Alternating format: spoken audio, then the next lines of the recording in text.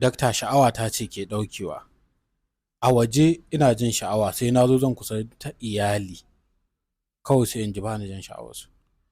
Wani lokacin zan kusanci iyalin in ma'amalce ta sau ɗaya amma ban iya ƙarawa ko da za a ban gidan aljanna. Wani lokacin daga waje ina buƙatar in kusance ta sai na zo sai in kasa. Wani lokacin idan na kusance ta zan iya sati ɗaya ko sati biyu ko uku ko huɗu ban ƙara ba. Kai akwai wani lokacin idan na kusanci iyalin in na fidda al'aurata sai in ji kamar an ɗora ta a dutse an gugurza ta ta yi jajjawur kamar za ta dinga zubo da jini daidai yankan kan kaciya. Shin dakta wane taimako za a bani?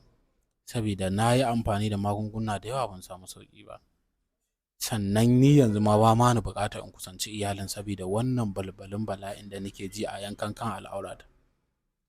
Alhaji in dai ka san kana da irin wannan matsalar ta wannan bawan Allah, ka ɗauki lambar mu a profile kai magana za mu baka magunguna da kuma shawarwarin da suka kamata. Mun gode.